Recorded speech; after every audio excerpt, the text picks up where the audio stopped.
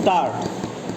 In the present case, the appellant's application requesting for reversion having been made after a period of 1 year from the date of promotion, the order of reversion passed by the bank to deny stagnation increments to the appellant is in accordance with the agreement between the parties and cannot be interfered with.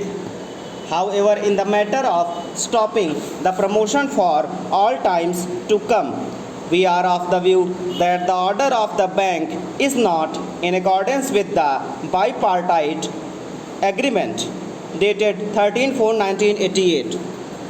Under subclause A of the bipartite agreement, when an employee seeks reversion during the period of probation, he would be debarred from promotion for 2 years from the date of reversion, and in such a case he would be reverted to his substantive cadre which he occupied prior to his promotion on the same emoluments which he was drawing.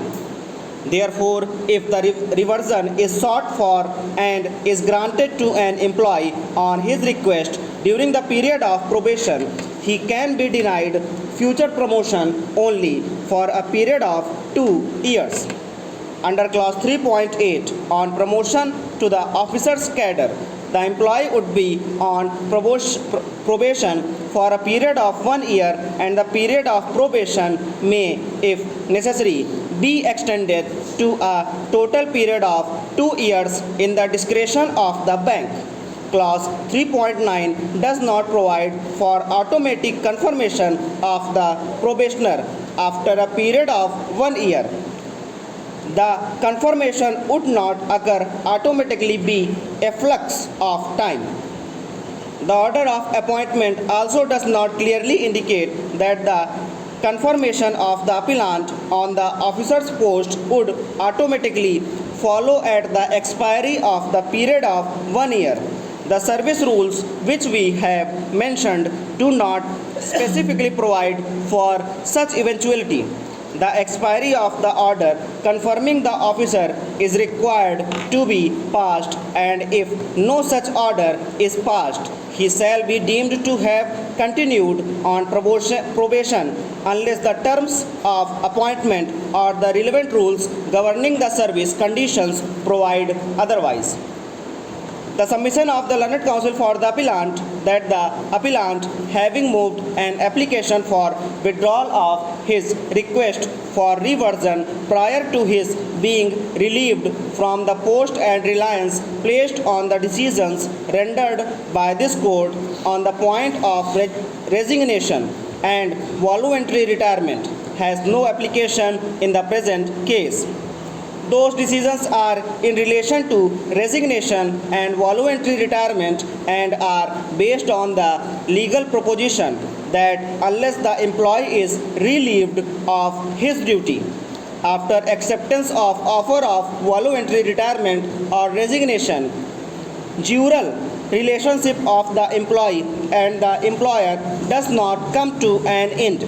In the case of reversion, the said principle has no application, and thus cases on that aspect have no relevance in the present case. The order of the bank debarring the appellant of all future promotions to the higher rank of officer is illegal and requires correction. Aggrieved by the said order, the writ petitioner filed a writ appeal. The writ appeal was allowed by judgment dated 6/11/2003, and the division bench of the High Court held that the appellant was entitled to stagnation increments, and there was no justification for forfeiting his chance of promotion to the officer's cadre. The order of reversion of the appellant was also set aside, and the respondent bank was directed to post the appellant as an officer of the bank with all consequential benefits.